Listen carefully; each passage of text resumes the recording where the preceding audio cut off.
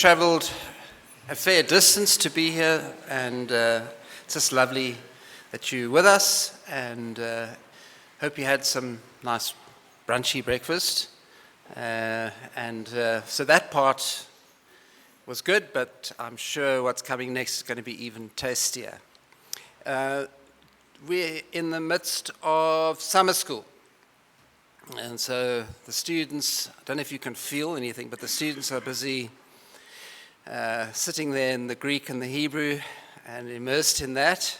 And during summer school, as some of you will remember, and others of you might know, we have 10 days to break the back of the Hebrew and the Greek, but our delight is to have speakers from around the world to come visit us. And we had George Athos for the first 3 days to come and speak, and during this week, it's been great to have David Fleming with us. David was a pastor of a large church in the US, Champion Forest, and I visited Champion Forest, and they had an adult Sunday school after the morning service, which had about 6,000 or 7,000 people or more in it, and the study was on Hebrew, believe it or not, led by Mark Lanier.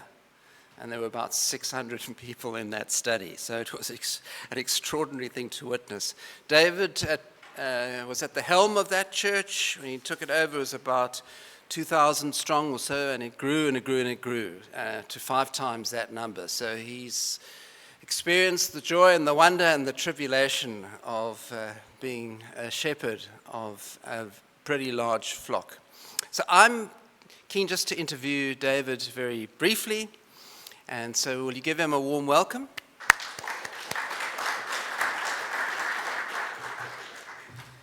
Thank you. David, it's great to have you here. Just say something about yourself in terms of let's just start with your family. You showed us a picture earlier of your wife and your kids. Yeah, the best part of me is not with me. Beverly, I left in London. We are doing a little deal at Oxford called Yarnton Manor. The foundation purchased a manor house and grounds built in 1611 by the Spencer family. Some of you may know Diana Spencer. That's her lineage. And we're turning that into a theological library and learning center. So Beverly and I, who both work for the foundation, have spent 10 days a month, every month for the last almost 4 years at Oxford, renovating that and building the program, hiring the staff, training, and doing all this sort of thing. So Beverly, the best part is she's doing my job right now in the UK. We have 3 grown children. The oldest, Jonathan, is married to Allie, and they have a 4-year-old boy who rules. His name's Fletcher, but he's about to get a real shock when his little baby sister will be born in April, so we've got a little girl coming, which we are thrilled about. And we've done a pretty good job of spoiling Fletcher, but I think we're going to do better on the little girl. Her name's going to be River. David, I'm sort of pushing because I want to give you max time. The idea, by the way, is that we'll have you speak from 1:45 till past, and then there'll be time for Q&A afterwards. Just tell us a little bit about how you were converted. I was converted. I had the privilege, like many of you probably, to grow up in a Christian home. My mom and dad were very active in the local church. Dad was a deacon. Mom was on the finance committee because she was a banker. And so they were very involved. I have said before and been terribly misinterpreted, so I want to be careful to say this. I had a drug problem as a child. My parents drugged me to church every time the doors were open. I said that one time in church, and I got an email from a lady that said, "Oh, Pastor David, thanks for your honesty. My son has an addiction, and he's struggling, and I wonder if you could meet with him." And I'm like, "I'm so sorry. I meant like physically dragged to church." And back in the day, Mark, you may know or remember, I'm not sure about South Africa, but we did Sunday morning, Sunday school, and church. Sunday afternoon, we did Music Makers, which was kids choir, and then church. And then Wednesday night, we did Royal Ambassadors and church. So, by the way, we had rehearsal on Tuesday for the children's choir. So I literally spent half my life as a kid in the church. So I knew the language, I knew the stories, I knew everything you're supposed to know. And at the age of 9, God used the Lord's Supper, communion, to bring me to a serious conversation with my parents about what this means, and they did not allow me to participate at the time, close communion, if you will.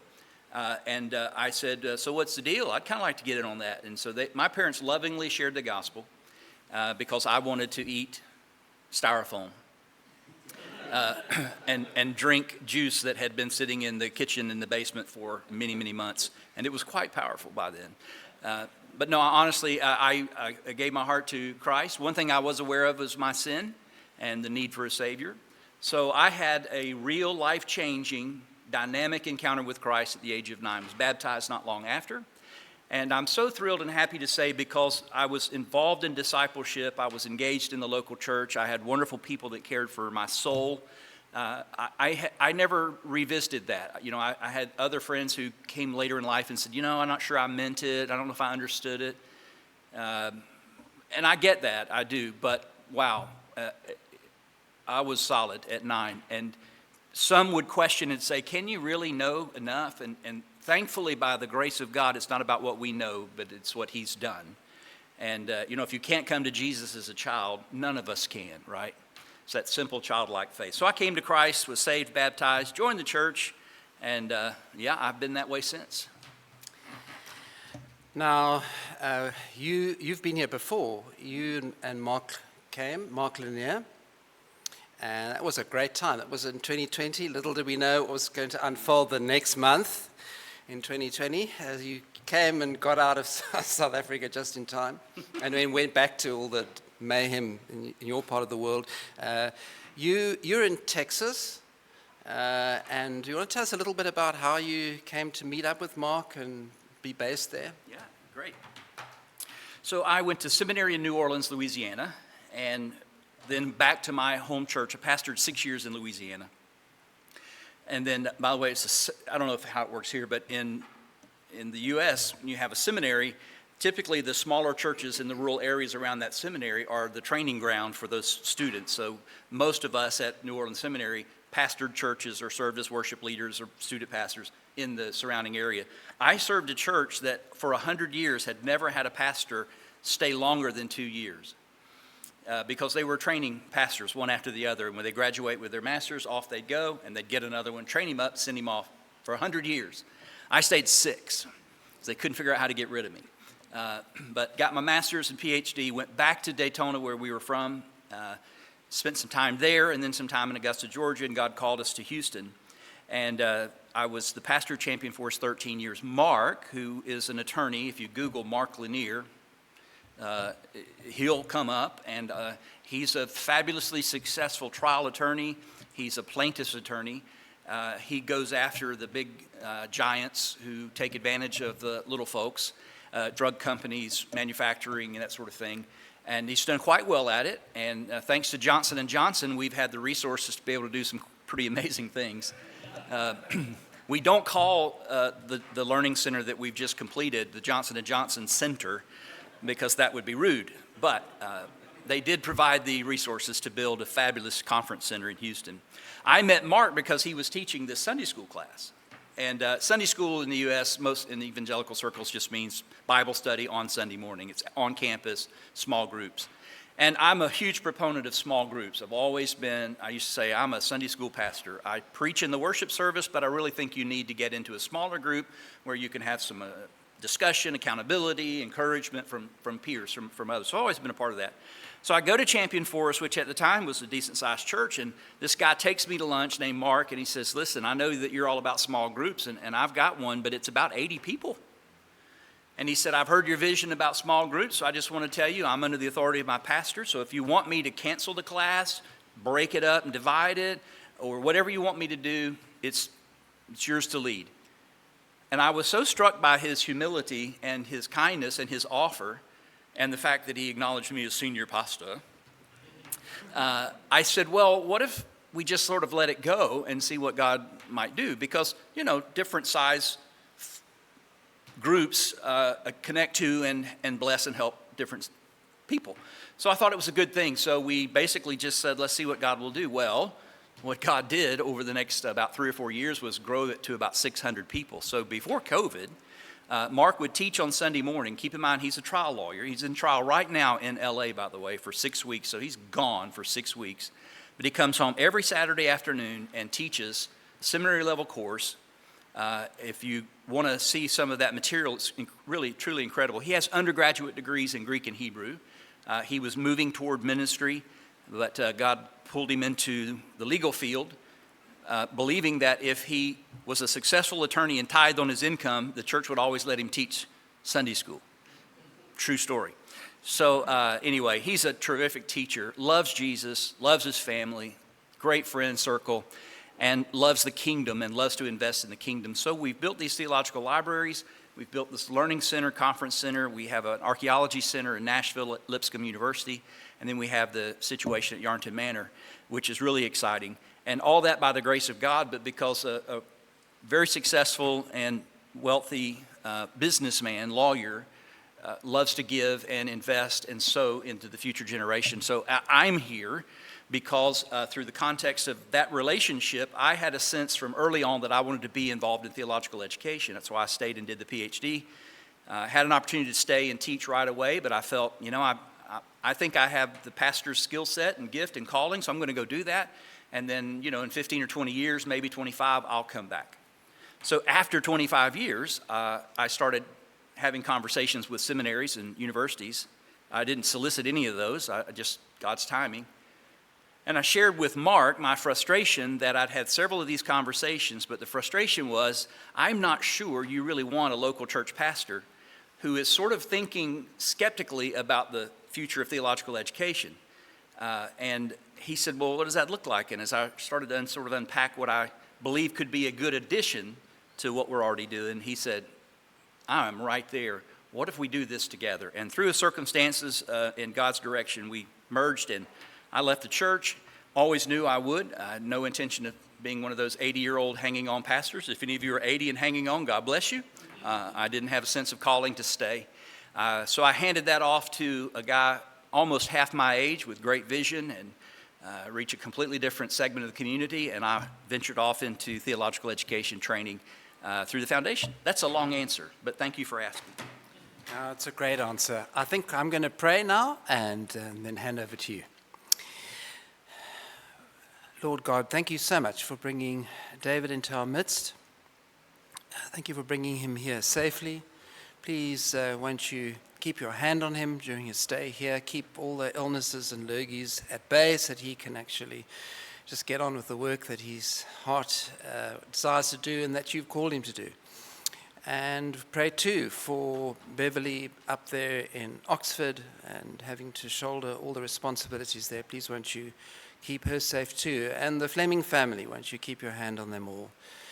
And so now, oh God, won't you enable us to listen carefully and to take note of the things that we should take note of. Won't you presence yourself with us in a very special way? We ask this, Lord Jesus, in your name. Amen. Thank you, Mark. Thank you. And really, it's just a delight to be here. It's a long way to get here. I don't mind telling you that. 2 overnight flights from Houston landed me here on Sunday about 3 in the afternoon. And a windstorm, my goodness. Thank you for the welcome. If I'm going in the right direction, it was very little effort. The wind just carried me along. But thank you for that. And I'm really honored. And I love pastors and church leaders. That's the other part of what I do, not just from the student theological education side, but I get to do some amazing work in consulting and coaching pastors and ministry leaders. And I've always been a pastor's pastor.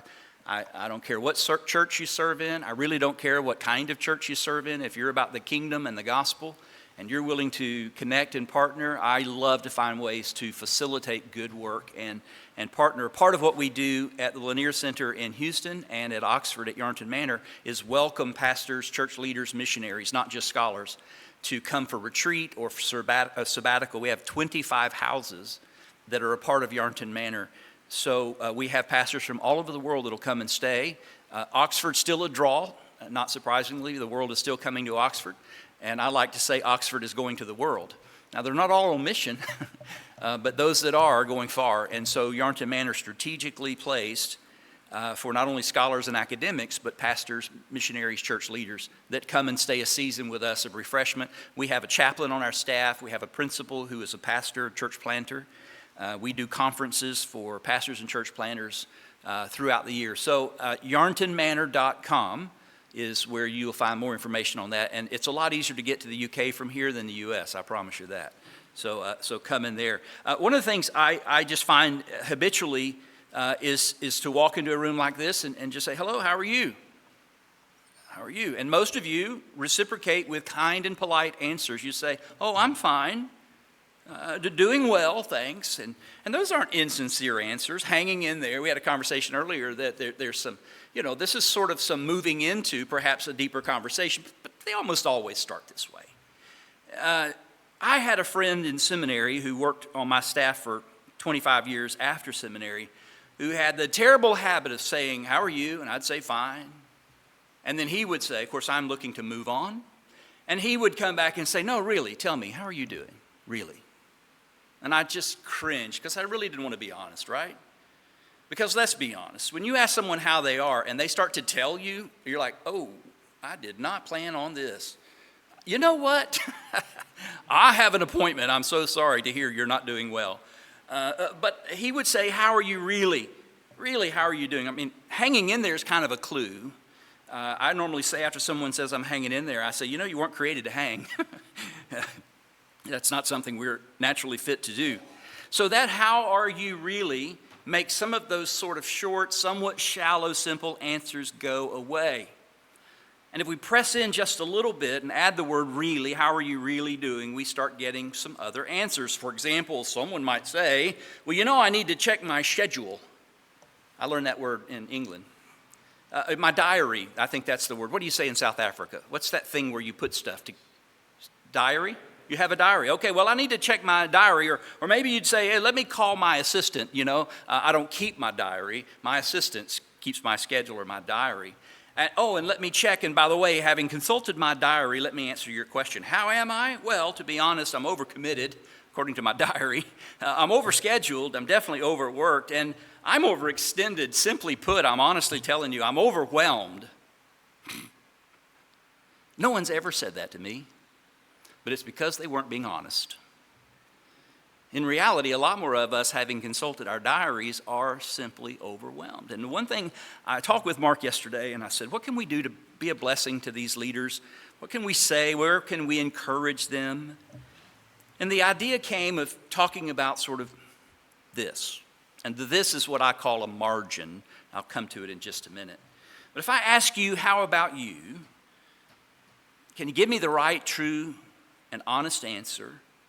Because in truth, we're just really often too stressed out, worn out, and on the ragged edge of being burned out. Now, I'm not asking for a show of hands. You don't have to nod in agreement. This may not be you today. Maybe I'm speaking to you in the future. Or maybe you've already nailed this and this is just a part of your past, so you're just here as a passive observer. And maybe you can encourage somebody else who finds themselves in this situation.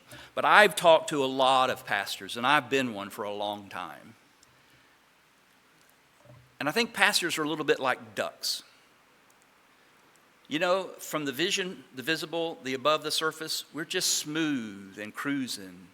But below the surface, my goodness, there is a churning. Do you know what I mean? So from the normal point of view, we're fine, because we need to be fine for our folks. We need to be. We don't want to look like 2 feet just frantically thrashing at the water. We need to seem sort of that, I've got this. But in reality, a lot of pastors that I know are just caught up in the pace of modern life, ministry life, good gracious, like a blur of activity. And some of us, if not many or most of us, are doing ministry right up to the ragged edge. I know that that's true because I was one of them. And from time to time, even in this role, I find myself struggling to keep up with my own daily schedule. And I'm wondering if we move this quickly, as some of us are tending to do, what's being left behind, what's being left out, what's being lost along the way. So I want to think about that. And by the way, if you're tired all the time, there's a good reason for that. Do you know we sleep 2.5 hours less now than 100 years ago? Now, some of you weren't alive 100 years ago, but those of us who were, Something's changed. By the way, I have a suspicion of the why. It's called late night TV and computers and all of that. Because when the sun went down 100 years ago, you went to bed. And you woke up when the rooster crowed, right? So you get 10 hours of sleep a night. But now we have to stay up and watch Jimmy Fallon or whoever you watch on late night TV here.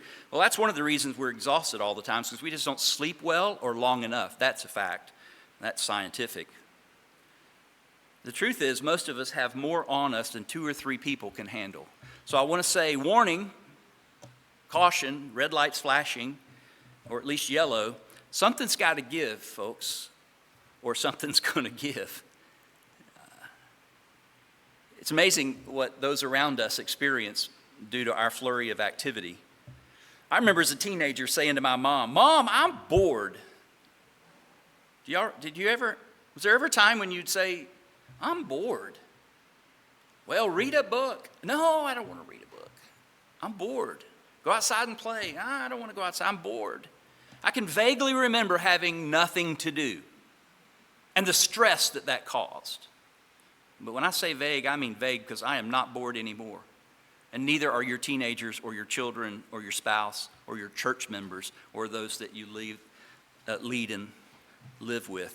They're not bored. In fact, very few of us are bored anymore. This is fun. You might be in trouble if cleaning up the dining area means getting the fast food bags out of the back seat of your car. Wait, this is a joke. You might be in trouble if cleaning up the dining area means getting the fast food bags out of the back seat of your car. Do you have drive-through fast food here?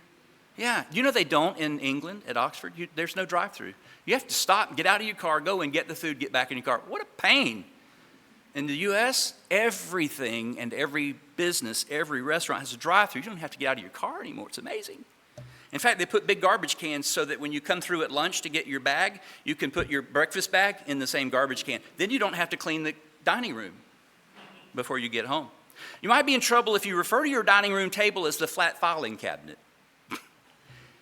You might be in trouble if your idea of being organized is multiple colored Post-it notes. You might be in trouble if you get all excited when it's Saturday and you can wear your sweats to the office. Corporate. You know the people at the airports better than you know your next door neighbors. You might be in trouble. You might be in trouble if you think half day means leaving at 5 o'clock. Some of that sounds familiar, doesn't it? Or how about this? If this is true of us, we might be in trouble. All of humanity's problems stem from man's inability to sit quietly in a room alone. You got any idea who said that? Or when? Blaise Pascal, 17th century. Let me say it again. All of humanity's problems stem from man's inability to sit quietly in a room alone in the 17th century. What would he say now? Pretty incredible. And what's at stake with this pace of life? Well, there are mental, emotional, and physical health issues. Listen, at the pace of life some of us live and have lived or are living, stress adversely affects our health. No question about it. Stress relationships don't thrive. They simply don't. Some don't even survive the stress or the pressure cooker. And probably we aren't getting as much done as we think we are when we're running on the ragged edge, because we're not very efficient and we're not going to be very effective.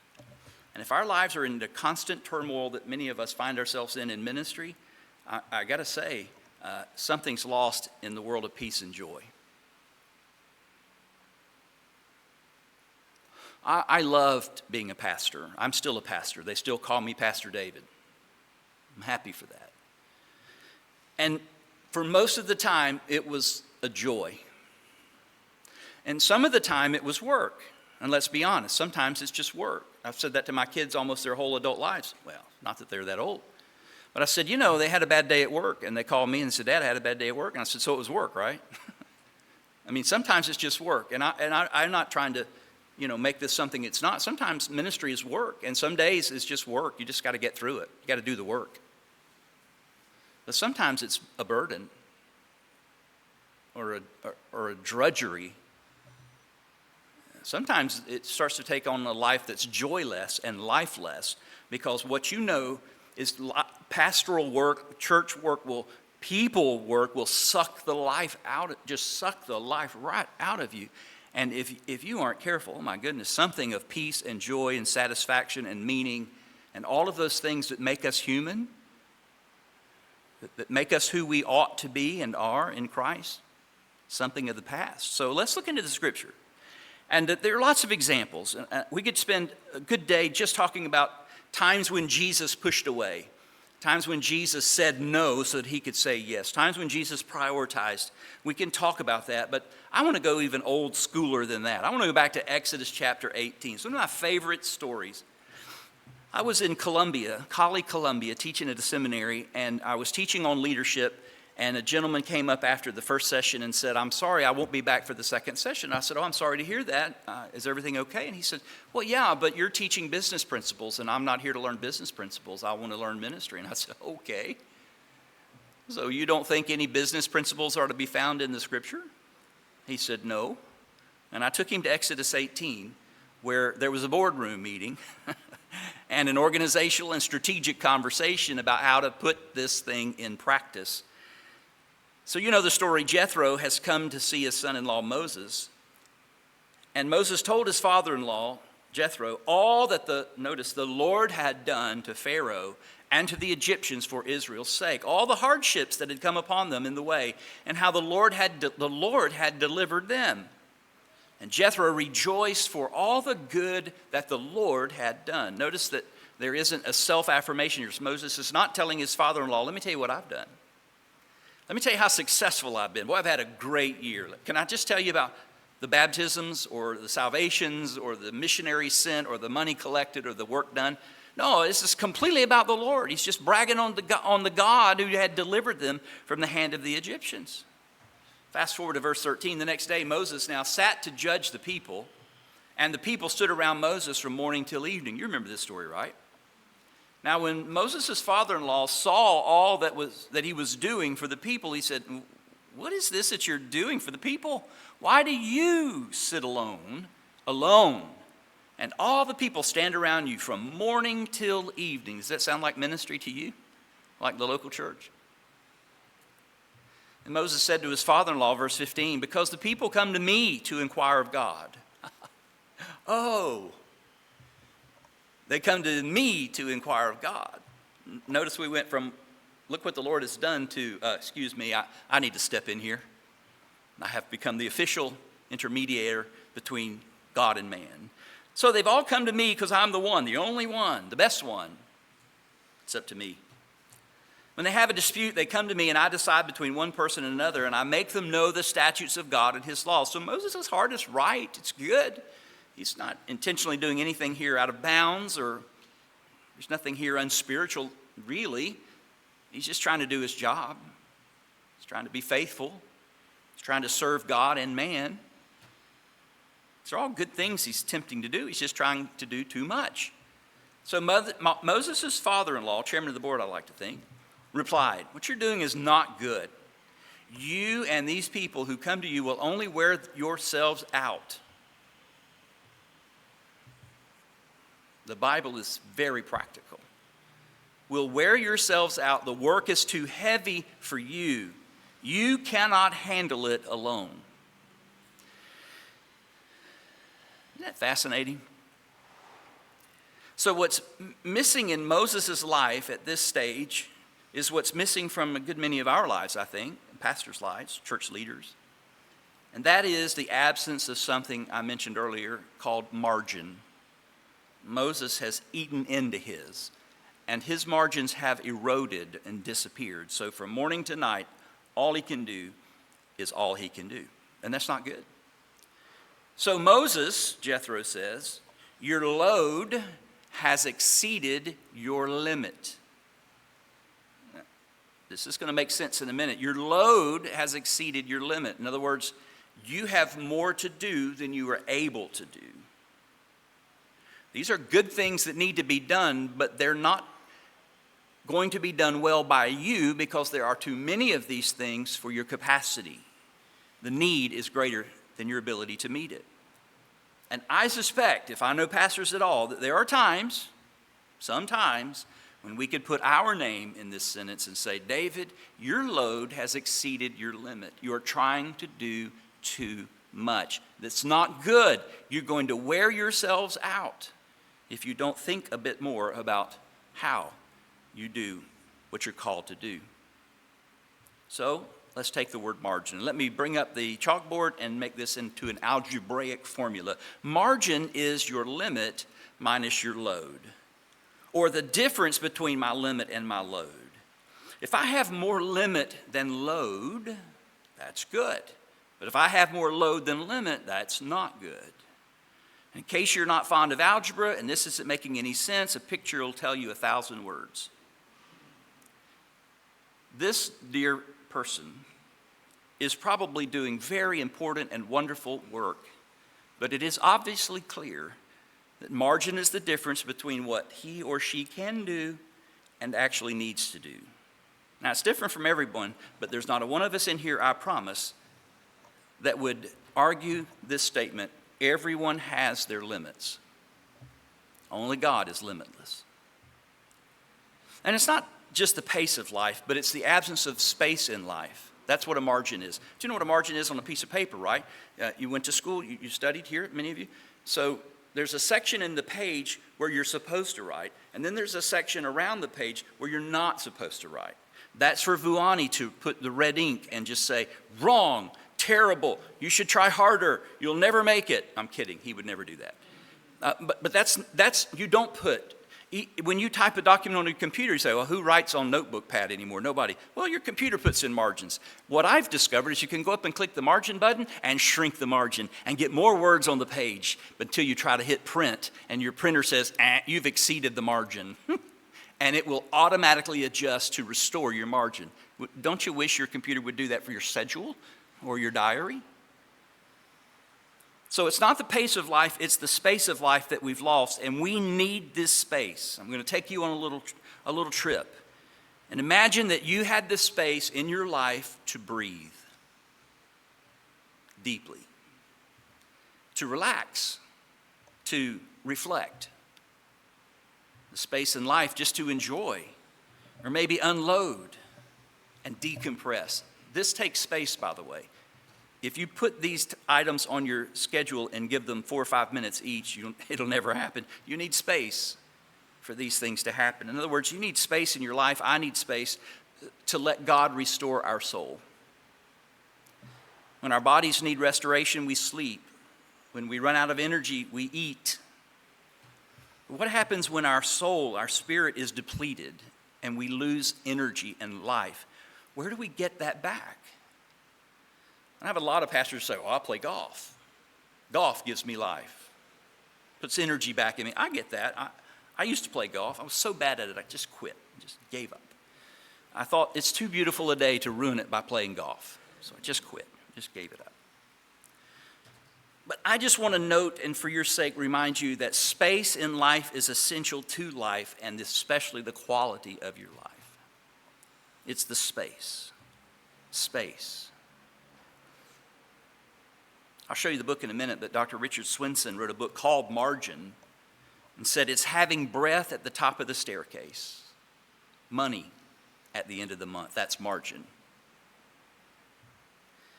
Margin is grandma taking the baby for the afternoon when you have nothing to do. Sometimes nothing, by the way, is the most important something you can do. If I could impress that principle on you, sometimes nothing is the most important something you can do.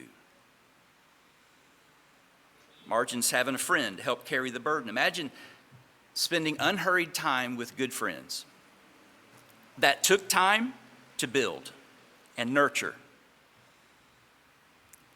I don't know about you, but most pastors are kind of lonely because most of our interactions and engagements are work related. It's just being honest. It's just we're always on. And so when we step out, it's really hard to have those lines crossed, you know. I have a pastor who I was a member of his church. He sent us off to seminary and then brought us back as his co-pastor. He was a command general. He was military. He was a war hero. He had a Bronze Star, all of those things, Purple Heart. And he had a certain way of doing ministry. And he'd been doing it for 40 years by then. He told me many things that he had learned the hard way. And thankfully, he convinced me of a few things that stuck with me. And one of the things that he convinced me of was the mistake he'd made for not investing in good friendships and personal relationships over the course of his ministry. I don't want to hurt your feelings or offend you, but he said, I came from the system or school of thought that you needed prophetic distance. And you didn't want any of your members thinking that other members had easy or unfair access. So he'd kept his members at arm's length for 40 years and had no friends to call friend. Lonely. I don't know if I have any more friends now than he had then, but I can tell you this. It takes time and space to build relationships in the church and outside of the church. Just spending time together. How about your spouse? How much marginless time is not having time, by the way, to finish the book that you've been reading on stress? Let me say that again. Marginless is not having time to finish the book you've been reading on stress. Margin is having the time to read it twice. Marginless is the culture that we currently live in. Margin is counterculture. In other words, the pressure from outside is not to create and protect space in life. It's to give that space away. That's true in the church. Sometimes folks in the church put such pressure on the pastor or church leaders to give that space away. We have to fight for it. We have to fight for it, or we'll lose it. Marginless is the disease of our culture. Margin, or the restoration of margin, is the cure. Imagine taking a vacation. Imagine this now, that you don't need a vacation from. Did you hear that? Imagine having, by the way, I didn't discover until very late in ministry, you're not on vacation until about halfway through week 2. Can I tell you how dumb I am? For the first 15 years of my ministry, I just was enslaved to the pulpit. I preached 50 weeks a year, 3 sermons a week, Sunday morning, different sermon Sunday night, different sermon Wednesday night. I did every funeral and every wedding, attended every committee meeting, visited every member in the hospital. Thank God there were only 100 members, but that's a lot when you're doing it all. And when I scheduled vacation, this is how dumb I am. So I'm being fully confessional here, right? So you will know I'm not talking to you or about you. I'm telling you what I did. Forever, I took vacation starting on Sunday night after the 3rd sermon. And I was on glorious vacation Monday through Friday, only to come back and preach on Sunday.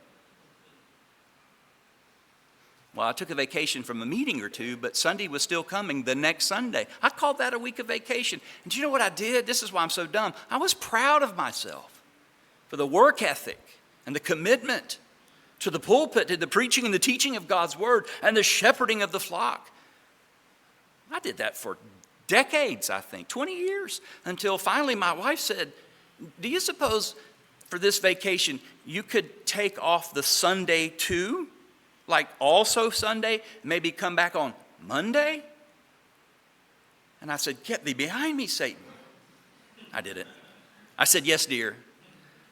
And suddenly I discovered actually what a week's vacation is supposed to look like when you don't have Sunday right there when you get back. I'll show you a calendar in a minute that will make you understand what I'm talking about. But in truth, even though that was a late lesson, it took me a while to take actually a 2-week vacation and to start to feel about Tuesday or Wednesday of the second week without a Sunday coming, which means I had to take off 2 Sundays, if you could believe that, in a row, and still kept my job. About Tuesday or Wednesday, I had the sense of release and like, oh, this is what vacation feels like. You just, sometimes you can't cram it into a calendared 3 or 4 day window and call it vacation. You call it a getaway, a retreat, that's fine. But if you want to take a vacation, you got to get away somewhere with nothing to do so that when you come back, you don't need a vacation from your vacation. And some of you are thinking, this guy's old school.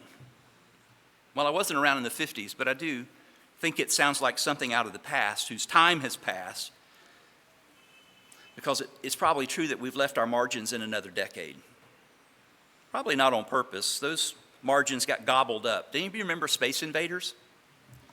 The game we played, what, 80s?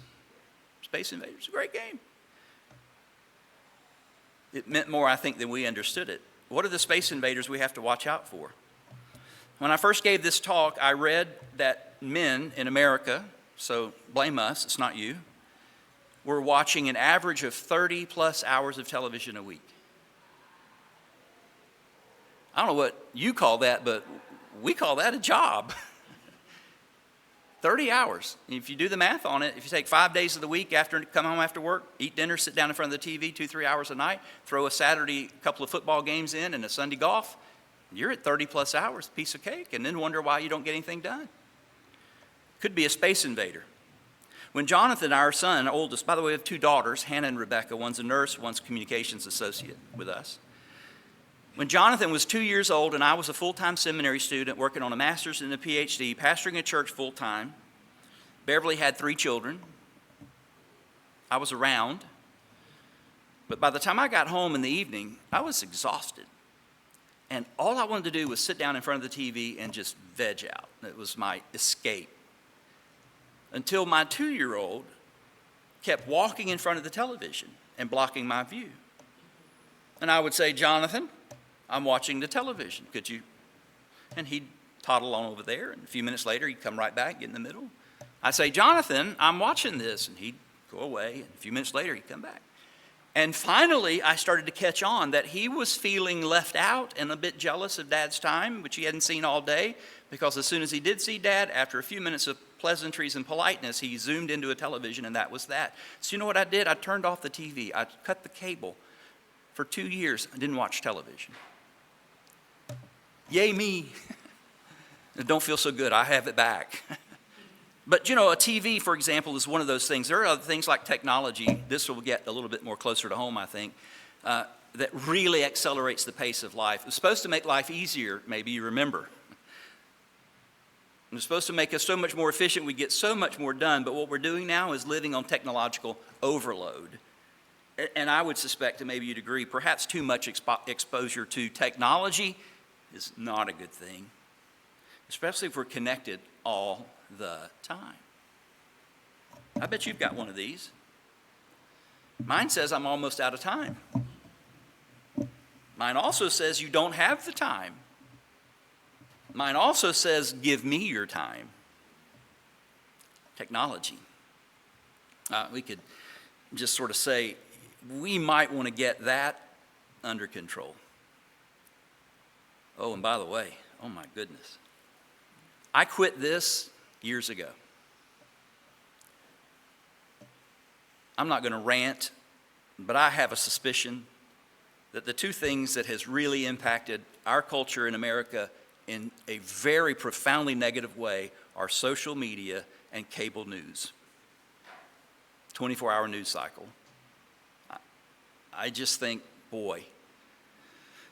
And you know what this does? This means family time has devolved and degraded into TV, maybe, game, maybe, computer, social media, checking Facebook, looking out on everybody else.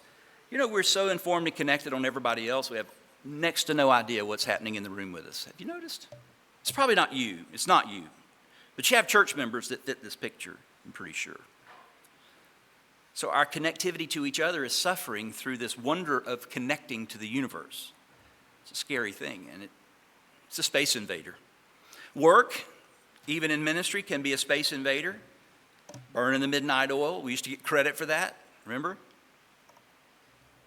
My dad was a workaholic. My dad worked hard, and he raised all of us kids, there were 4 of us, to see success as energy expended in work. That was the pay. It was to work hard. Problem is that spills into evenings, it spills into weekends, it spills into meals. Oh my goodness, did I mention children's activities? Well, it's fine if you just got one, and that one has 2 or 3 activities, but when you have 3 and each one fairly gets 2 or 3, that's called a multiplier. And what that means is your wife just became an Uber driver for free, or you have to leave every activity or event because one of the 7 children that you've been blessed with needs a pickup or a delivery to another activity. This has gotten out of hand in America. I'm probably just saying it's true there. It's probably not true here that our kids consume our lives in a way that may not be good for our kids. Just saying. Was that too personal? Forget about it. And then there's the church. It doesn't really matter the size of your church. I promise you there'll be more at your church if you aren't careful than you can handle or should handle. It just grows, doesn't it? Mark mentioned our church, Champion Forest Baptist Church.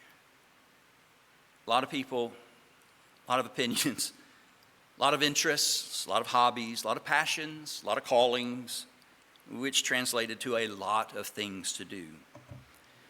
And where we had a new members class, I came in and taught a session of the new members class, and I always made it a point to say, folks, welcome to Champion Forest Baptist Church. I have some advice for you. Do not try to do everything we do. You will die. You won't be healthy. This won't be a good experience. I'll give you a year, maybe 2, and you'll be gone because you'll be so exhausted, you won't have the energy to get up and come to Champion Forest. So whatever you do, be very selective. Choose the things that are important and the priorities. Just do that. And don't ever hear us, the staff, the associates, or me, guilt you into going or doing something that's not on your priority list of things to do. And people were shocked that the pastor would say that. Like, you don't want me to do everything you're doing? And just for your own benefit, the answer is, Lord, no. I don't want to do everything we have to do because we have to do too much. And I certainly don't want the church to contribute to the problem at home in our society. So we've got time left just to hit some practical points designed to help us restore or discover and protect our margins in life. Number 1, determine your priorities. You have to know what's important. And you can't just sort of know it in the back of your brain. I suspect that we're all wired this way, that until you say it and write it and establish it, it's really not. You know, there's some things in life that need a monument. There's some things in life you've got to hang something on the wall and say, there it is, that's it. I do some coaching as a part of consulting work with the foundation, and I'm shocked at the number of times I will ask pastors of churches of all sizes, missionaries from all around the world, academics and scholars alike, I will say, what are your priorities? And they just rattle off, it's God and it's family. And they just like, well, have you ever articulated that? Have you ever thought through that? Have you ever written that out? It's shocking how many people just rattle off these obvious priorities, but have never articulated those in a meaningful way to sort of declare, this is what I live for.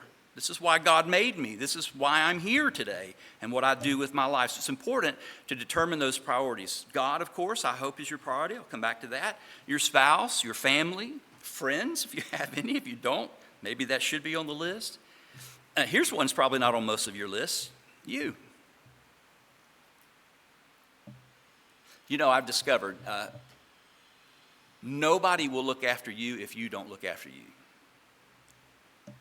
You can delegate a lot of things, but you know what you can't delegate? Your health. You cannot delegate your time alone with the Lord. And listen to this, speaking to the guys in the room, you cannot delegate time with your wife. There's some things that only you can do, and that's a good thing. But those things are priorities that need to be expressed and established and clarified and then fiercely defended.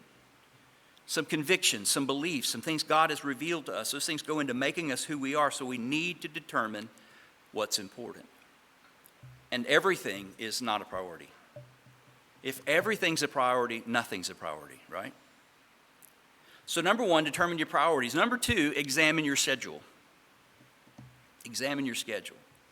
Meaning, do a little self-evaluation here. This is getting really practical. I'm going to get on a toe or two. But there is a place for taking your priorities on the left side and opening your schedule, your diary on the right side, and seeing if they line up.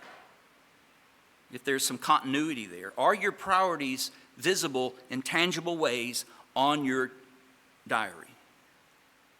And by the way, is your time with God there? Is your time with family there? Is your own care and well-being there? Or is it missing or underrepresented? So what's missing? What's consuming my margins? What's on my calendar that doesn't conform to my priorities? What's taking space where space ought to be? And third, make a plan.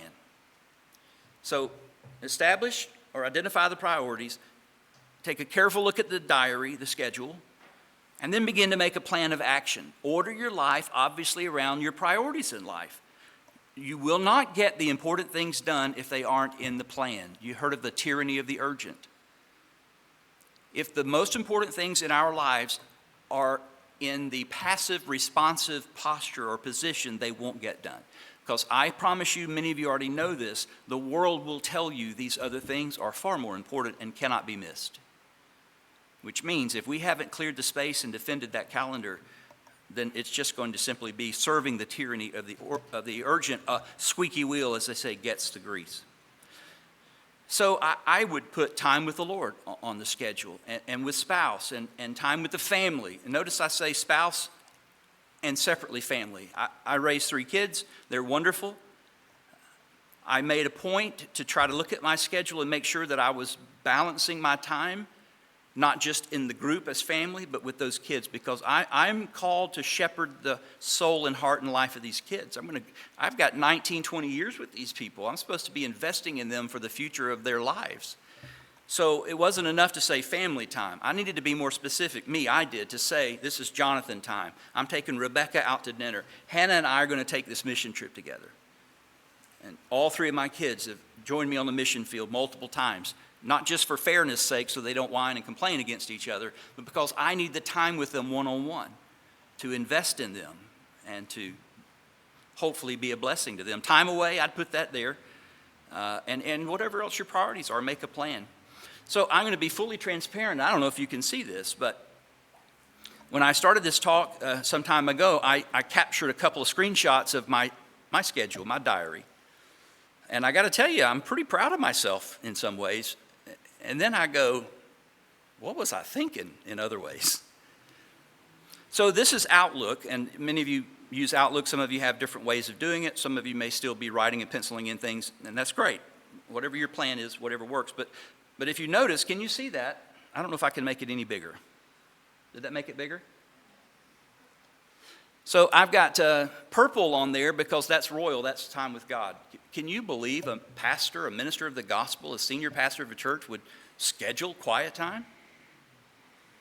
Well, it's because every day I wanted to see, number one, top of the list, first thing, quiet time. Time in the Word, time in prayer, time alone with the Lord. So yeah, I put it on my schedule. And on Sunday, I preached 3 times, except I gave the 3rd service to Avery, my teaching pastor. Probably could have given him all 3, and the people would have been thrilled. And then I had to prep in the afternoon to teach faith, and then teach faith, training level 1. And then I did some time after that prepping for TMC, which, as I recall, was the Texas Ministry Conference. Look at this gray box on Monday, Sabbath. Have you got that on your schedule? By the way, God invented rest. Did you know that? God modeled rest. God commanded the Sabbath. You're not supposed to work 7 days a week. That is not healthy. It's not sustainable. And don't kid yourself, it's not spiritual. You don't need a weekend, 2 days. Although, gosh, I've discovered in this role, 2 days is like a vacation every week. A weekend? Are you kidding me? You get Saturday and Sunday off? This is strange. It's wonderful. I love it. Sorry, making you feel bad because you still work on Sundays. But I urge you to establish a Sabbath, whatever day of the week works. There's nothing super spiritual about Saturday or Sunday. Just pick a day, because you need to stop everything else and engage with Christ and the Lord and with home and family and things that are not the tedium of everyday work. It's to let God put you together, and we all need it. I'm sorry I'm telling you what you already know, but I figured you ought to hear it again. Then Tuesday rolls in, and we've got a preaching team meeting and a worship meeting. I'm going to spend some time with Jonathan right after I run through the office, catch up on some email. I got an HBU board meeting, and oh, by the way, I'm doing the devotional for the HBU board meeting. I've got to get right back because I've got Tuesday forum staff meeting, followed by a conference call, and then I'm going to take Rebecca and Beverly to dinner. That's just Tuesday. I do that every week. Wednesday, I spend some time on my study because I've got to prepare. I've got some events coming up, the Texas Ministry Conference. I've got some meetings coming up. And this, to you, this might feel like really crazy, like, what are you doing? And for me, it's the only way I could survive. Not only so I wouldn't get lost and not know where I'm supposed to be when I'm supposed to be there, but because when I see this, I see order. When I see this, I see flow and meaning. These colors mean something to me. And even prep for Sunday, can you believe? I just scheduled prep for Sunday. Do you know one of the primary reasons I scheduled prep for Sunday? So that I would be able to say no anytime someone said, can you or will you? I could say, I'm sorry, I'm already committed. I have a prior commitment. If I said to them, well, I really need to be studying for Sunday, they would say, oh, you got this. Come on and go with me. Let's play golf. But if I said, oh, I'm really sorry, I've got a prior commitment, they go, oh, okay, I understand. It was short notice. And I'd go straight to my study. That's defending that time, protecting that time by putting that time on the schedule. You see something else in yellow that's on here every so often? That's family time. I scheduled that so that I could say the same thing. When somebody came and said, Pastor, we're having a Sunday school party Sunday night or Friday night. We're going to have a potluck. Yay. Can you come? No. I'm sorry. I have a prior commitment. Now, if I said, I'm having date night with Beverly on Friday night, I do that every week, they would say, bring her. Right? Y'all come together, that'd be great. We'd have both of you. No, we don't want to give our date to a Sunday school class party where we have to eat seriously scary food from kitchens we know not of and hands we know not. So putting that on the schedule. See the blue? It says bike. That's exercise. I'm not as good at that as I used to be, and I'm working to get back on it. But for years and years and years, I just schedule exercise. Because one, it helps me to remember, oh, I'm supposed to be on the bike. And two, it helps me say, I'm sorry, I can't hang out with you guys. I've got a conflict. If you sort of blow that up into a month version, if I can shrink back out of that and then go to that, here's what essentially it looks like. And I found this to be hilarious. I haven't looked at this in a while, but I want to show you. Remember I told you what a goober I am and how hard-headed I can be? Look at this. I come back on March the 1st from Cali, Colombia. I mentioned that, where I taught for a week in seminary there. I got back around 5 o'clock that afternoon. I'd already had my quiet time. That's the Sabbath day, except I was traveling back from Cali, so I had some wonderful time with the Lord on the plane. I land, I hit the bike, go to bed, and look, 7 a.m. After I've been out of town for 8 days, teaching every day in a seminary, fly back on Monday at 7 a.m. at men's prayer breakfast at 7 a.m. What are you thinking? And then preaching team meeting, and then worship team meeting, and then hit the office for some emails and catch up. All staff lunch at noon, 2 p.m. team leader meeting. And you see that little arrow at the bottom of that day? See that? You know what that means? You ain't seeing everything. So when you click on that, the rest of it drops down. What I'm telling you is I think I was pretty well organized. I also think that I was pretty well delusional. You ever heard the expression, walk slowly through the halls? Make people a priority. Be approachable, be available. You think a guy with this schedule in his pocket on this is that? I'm telling you right now, it's a wonder I kept my job for 35 years. It truly is. So I would encourage you to be this intentional about calendaring and scheduling. Just don't make one that looks like this. And if you do, don't ever tell anybody or show them, because they'll think, what's wrong with you? You think you're God. You can do everything. But you can't. Here's the last thing, and we wrap up. Get this back out where I can do this. The fourth thing is find your priorities, get them on, identify your schedule, see if they're there, plan, because failing to plan is planning to fail, as you know, and then learn to say no.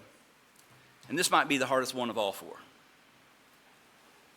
Let's try it on a count of 3. You may not have said this word in months or years. 1, you're going to say no. N-O. It's not a hard word, right? Would you like more pie? No. Would you like a double cheeseburger? No. Would you like to stay till midnight and oversee this student lock-in thing on Friday night? No. Let's do it. 1, 2, 3. No. See? You can do it. You did it. Good job. It must be Jesus in you. That evening at sundown, they brought to him all who were sick or oppressed by demons, Jesus. The whole city was gathered together at the door, and he healed many who were sick with various diseases and cast out many demons, and he would not permit the demons to speak because they knew him. This is the height Jesus is banging it. He's killing it. He's getting it done. The disciples are like, wow, look at this. We're going to take the world by storm. But rising very early in the morning, while it was still dark, he departed and went out to a desolate place, and there he prayed. Priorities, intentional planning. And Simon and those who were with him searched for him, and they found him, and they said to him, everybody's looking for you. Ministry moment. Kingdom is calling. They need you, Pastor. Everyone's looking for you. And he said to them, no. Well, not exactly. He said, let's go somewhere else. Let's go to these other towns, the next towns, that I may preach there also, for that's why I came. I'm not going to be held down, tied down, and put down in this one position to do what y'all think I need to do. So Jesus said no. And learning to say no and practice it often means that you can say yes to your priorities. That's why you start with a yes. You have to know what to say yes to so that you know what to say no to, which is everything else. No creates the opportunity to say yes. And Jesus said no. Good example. So, in that case, Jesus said no to the people so that he could say yes to the Father. This verse haunts me. Be still and know that I am God. And of everything we have to do, we should do this. Because until we've given ourselves to God in the best, proper way, we are not prepared to give ourselves to others, to the group. So give yourself to God first. A couple books I'd recommend. Leading on Empty by Wayne Cordero. I came across that book at a season of life when I was running on empty, when I was living on adrenaline, when I was manufacturing energy. Maybe you know what I'm talking about. And I came across this book, and he was a pastor in Hawaii who had ended up on a curb having a breakdown, essentially, and a session of burnout. It's a powerful book. Margin, I mentioned earlier, by Richard Swenson, is a very, very good book. Andy Stanley in the U.S., regardless of what you think of his theology, these are good books. It's the same book written and twice, Choosing to Cheat, or When Work and Family Collide. I recommend any of those books along this topic to sort of help you process through this. And lastly, I will say, do you remember where you were when you first heard COVID-19? I do. I was in the London airport, Heathrow, on my way back from South Africa, where Mark and I had been and Mark had lectured. And I remember sitting and watching the television monitor, and CNN was the news, and I heard the word for the first time, COVID virus, COVID-19. And I also heard the potential for lockdowns, and I also heard the potential for canceled flights, and I also heard the potential for closing borders. This was all like coming at us. What do you think I was thinking about in that moment? Getting back to the church? Making sure that youth event goes off okay? Or the preschool is set up and ready for Sunday? You think I was wondering and worrying about what the choir was going to sing Sunday? I wasn't even thinking about the sermon I was going to preach Sunday. You know what I was thinking. I had one thought. How am I going to get home? Because I knew no matter what was coming, if I could just get home, I'd be ready for it. And that was exactly 5 years ago. Exactly 5 years ago. And how silly it would be to forget how important the important things are when we have those pointed moments to remind us. And to fall back into the trap of margin-less living, where the priorities are lost and so much is left behind in a flurry of activity, what a shame that would be. What a waste. So I would just encourage you to get your mind in that place to where you are single-mindedly focused on what matters and work the hardest there and let everything else work itself out of that. That's my thoughts. That's my talk. I probably missed the mark. You probably aren't at all affected or inspired because you've got all this figured out. You're nailing it. You're the best of the best, no doubt. You should come to America and tell us how you're doing it. But just in case you're a little tired or a little worn out, or running on the edge of burnout, just in case in your future there might be a dry season where you're starving for nutrition, where you're really needing energy, where your soul is crying out to God, what's happened to me? I want you to remember that margin is really important. So, Father, bless this conversation and apply it where it needs to be applied, and give us strength and courage and wisdom to order our lives around our priorities in life that you give us, and to be faithful to keep those true. And Lord, restore the priority and the health and the vitality of our lives and the joy of serving you, if in any way that's been diminished. And we thank you for that healing that we need in Jesus' name. Amen. Amen. Thank you. Time for some questions. I've got a few that I'm going to throw to the floor first. Any questions? Okay, I'm going to fire first. I've got two to put together. Okay. And I'll leave the others for just now. What is it that if I'd heard, what is it that's at work that makes it so, if I'd heard this 20 years ago, I think it would have kind of gone in one ear and out the other. But that's not how I feel today. What is that? I'm all ears. And the stuff that you say kind of really resonates with me. But I know that as a younger version of myself, it wouldn't.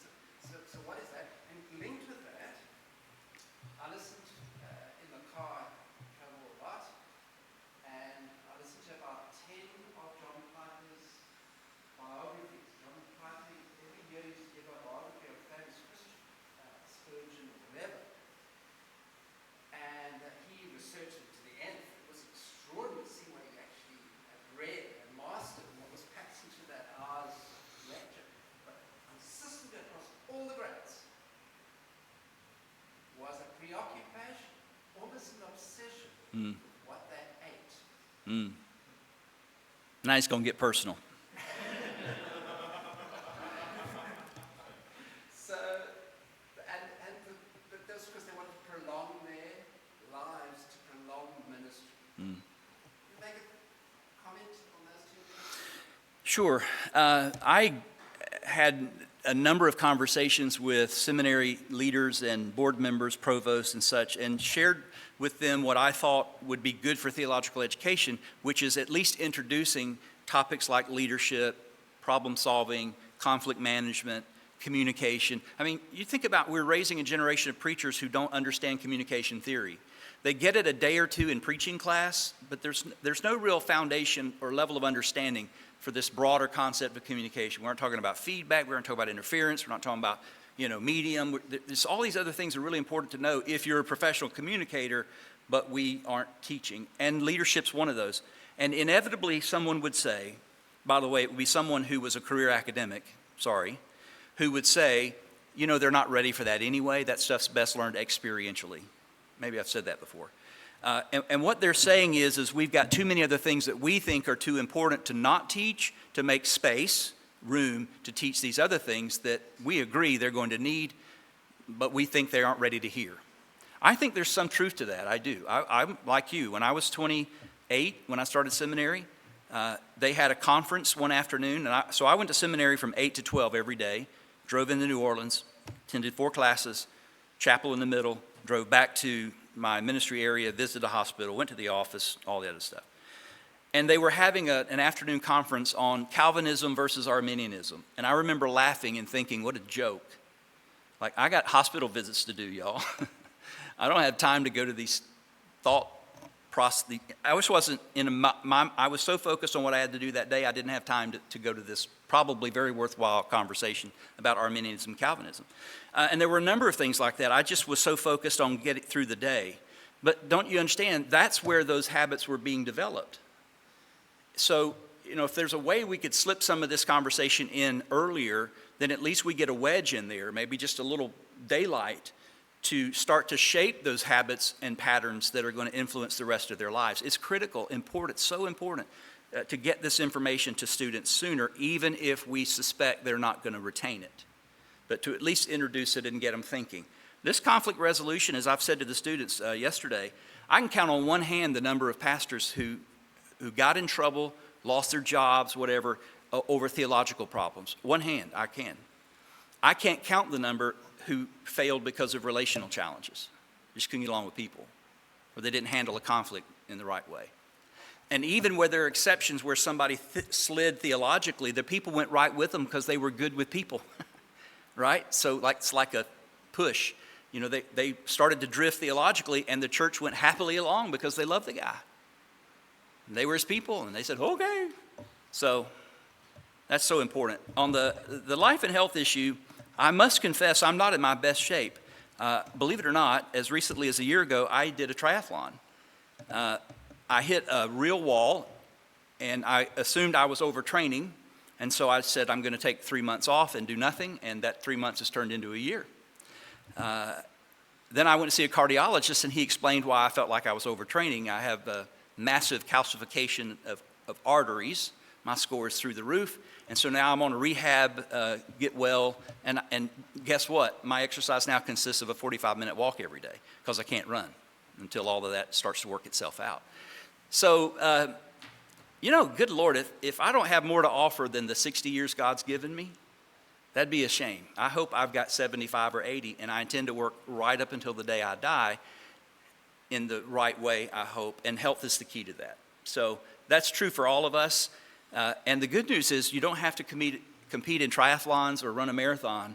You just have to move and be somewhat mindful of what goes in. But if you think about that, if you're striving to get to retirement, and that retirement's at a certain age, like 67 or even 70, you've got a narrow vision and view of your life and calling. Your calling may Caleb was 80 when he said, "Give me the mountain," right? So I think it's selling ourselves and the Lord short to just think about our life until retirement. We should be thinking about our life. How am I going to be useful at 75? How am I going to be useful for the kingdom at 80? And you'll know a lot more, because I told this to him yesterday. I go back and look at some of the sermons I preached 20 years ago, and I think, how in the world did I have a job? That was terrible. I was so shallow, and I lacked understanding. It's clear I had never really thought about that. But I had 3 sermons to preach that week, right?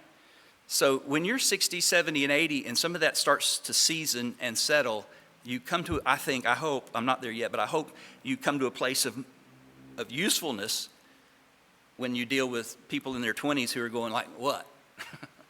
So thank you. Very good questions. Comments? Question? Observation?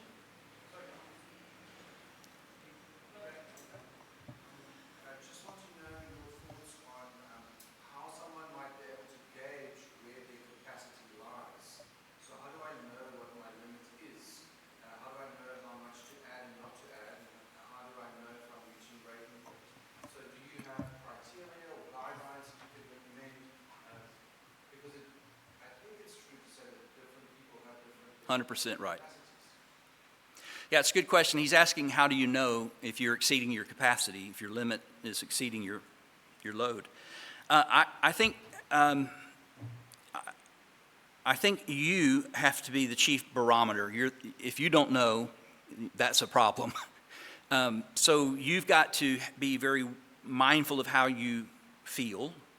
I knew when I was doing this last endeavor athletically or for the triathlon, something was wrong. I'm giving it my all. I'm doing what I'm supposed to do, and I'm not getting the returns. So that was an indication maybe something else was going on. But you've got to be self-aware. Secondly, I would say there's got to be people in your life who are also aware, and our wives or husbands are the go-to person to sort of evaluate. My wife many times has said to me, "You got to stop. What are you doing?" And shame on me and fool of me to say, "No, I got this. I can do it. I can do more." She knows. She knows how I respond to her, how we talk, how the time is when we're together is all telling of how I'm doing in here. There are symptoms. And she's very kind. And then I would add a third or fourth friend to that mix, as staff member or church member that you say, "Hey, I just want to give you the freedom that if you ever see any yellow signs or yellow flags, hey, pull me aside. Maybe don't do it publicly, but pull me aside and say, how you doing, how you really doing, and hold me accountable to a truthful answer." Of course, you've got to have a doctor. And I would recommend an annual physical, because those are the measures of physical health success. But the emotional, spiritual side, That's a little more subjective. But great question, and I think you'll find the answer for you because, like you say, we're all different. Some people, Mark Lanier, as best I can determine, Mark sleeps 4 to 5 hours a night every night. If he sleeps more, he has a headache. He churns out, he's written 9 books in the last 5 years. He's beat Johnson & Johnson and a number of other, he's Superman. It's incredible. At one time I was jealous. I thought, why can't I be that productive? And then I realized he's unique. He's a gift from God. He has a gift from God. I don't, not that gift. And so I stopped comparing myself to Mark because he's Superman. He can do anything with joy. And it's just crazy. But I didn't get that. So, I don't compete with him. So great question. And I think the answer is really important, but you've got to figure that out for yourself. So I'm dodging. Great question.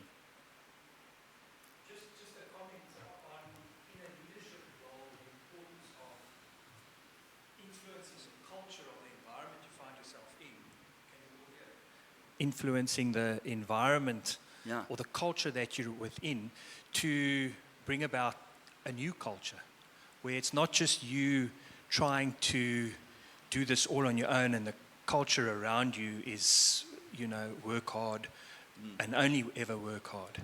Comments? Yeah, you're exactly right. We're all somewhat subject to the context. And in the early days, for example, I was a pastor in the state of Louisiana for 6 years. It was rural country, hard working, blue collar, lots of farmers, lots of cattle and ranches, and very physical manual work, and they worked 60, 70 hours a week. They worked sun up to sundown. So the expectation on the pastor was to do no less. So that's why I preached 3 different sermons a week. I mowed the grass at the church on Saturday to preach on Sunday. I worked as hard as my people did. And I look back over those 6 years and wonder why someone in the church didn't say, David, you might ought to go easy. I was still a seminary student, master's, PhD. Wife had 3 kids. I was insane. How did I survive that? I have no idea. I don't begrudge them because that's their mindset. That's how hard they were working. Champion Forest, the last 13 years of my pastoral ministry, were a lot of white-collar executives, different expectation, different mindset, a lot of educated folk, I would say, higher levels of education, and more time to think and to, sort of get in the headspace. Very different expectation. This was what I found was most helpful. I needed a champion in every context who would speak for me. Because if I ever stood up in front of the New Zion folks who all had worked from sunup to sundown at least 6 days, if not 6.5 a week, and said, I'm tired and I need a rest, they would laugh at me. It was like, oh, you're weak. So someone else needed to say, hey, folks, we need to get Pastor David out of here for a vacation, or we need to take something off of him. So it's hard sometimes to find a champion, but they're worth the effort. Is in every context, there's someone there who's looking out for you and is willing to step in and speak out for you. Hopefully your elders or whoever your core group of leaders is sensitive to how you're doing. But that's really important. This is one of those things that really doesn't come across well if you stand up and say, I'm on the edge of burnout. Yay me, help me. It just never comes across well. You need a champion or more. And your wife shouldn't be that either, by the way.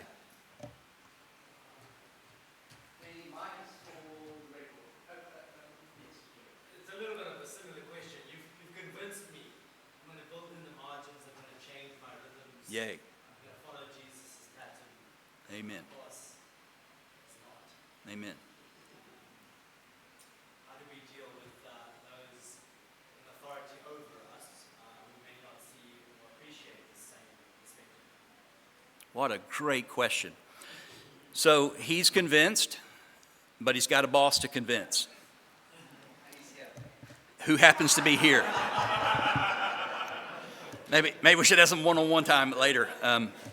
No, it's really a good question. And there's a book, the author's doesn't come to mind, but it's called Leading from the Second Chair. It's a terrific book written from a guy in Houston that I used to know years ago. But sometimes you have to lead up.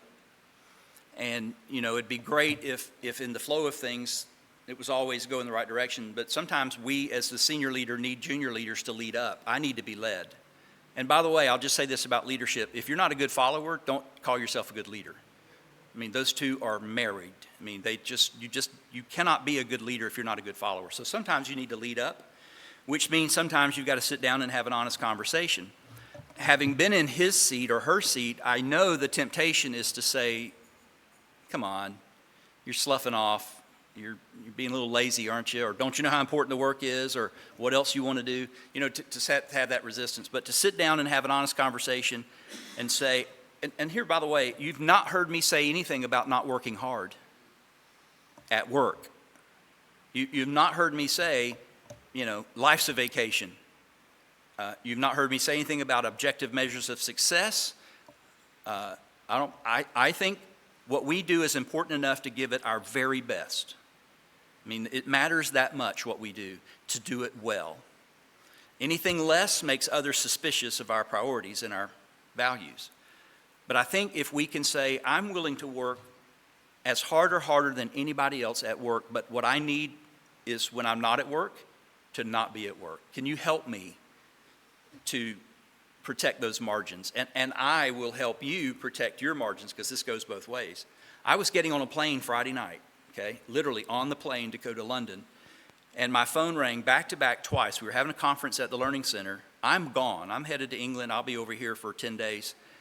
And I got from the security guard at the gate 2 phone calls saying, well, we got a problem at the gate and this person's not registered for the course. And I'm like, I'm on the plane. I mean, literally they're saying, put your phone away.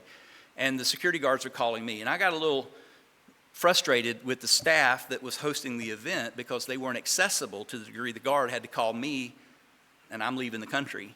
So it's a both and. I need to help them order their lives in such a way to protect their margins and to be fully available when they're available, fully accessible when they're accessible, working hard when they're working. But I also need to understand, as they should, there are margins that shouldn't be encroached on because it's not long-term healthy. And that's the key, is to, what we're talking here is long-term health and significance and success and happiness, not how do I get through the day. I mean, you've got to push back and lift up and get some perspective on this, and it's helpful. I would have loved to have had a staff member come to me and say, I'm dying. I need some help. I want to do this for the rest of my life, and I need to be able to do this. Can you help me? And the smartest thing you did was come to the same conversation with the person we're talking about. So now you can use this as ammunition. Great question.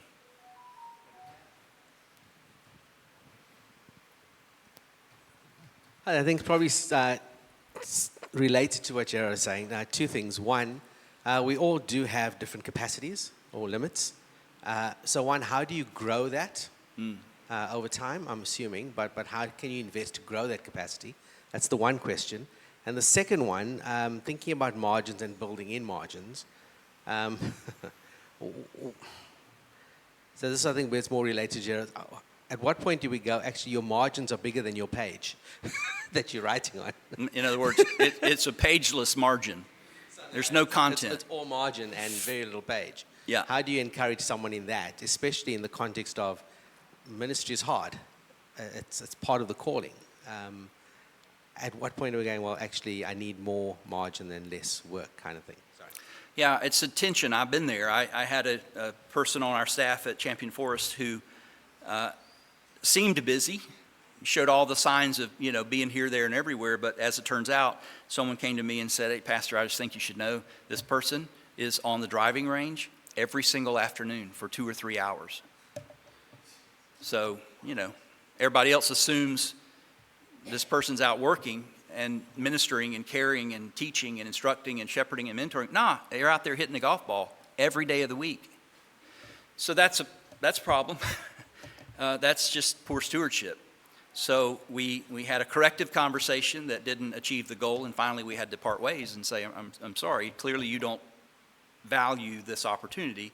Perhaps someone else will. So that's unfortunate, but I make no apologies for high expectations. I hope I haven't overstated the opposite, but I've always been, when I was in the 8th grade, Mr. Brueggemann, my 8th grade English teacher, said to me in front of the whole class, Fleming, you're not very smart. But you're a classic overachiever. You'll be fine. And that scarred me, as you can tell. I was 14 years old. And so I'm all for overachieving. But if you think about it, are we talking about achieving in the moment? Or is our life bigger than Tuesday? And what do I need to do on Tuesday to ensure that I'm achieving into the future? And some of that is work hard on Tuesday and do my very best. And occasionally show up in the evening or early in the morning. I mean, that's ministry. If you're a 9 to 5 or Monday through Friday, ministry is not for you. Sorry. I mean, sorry, it's just not.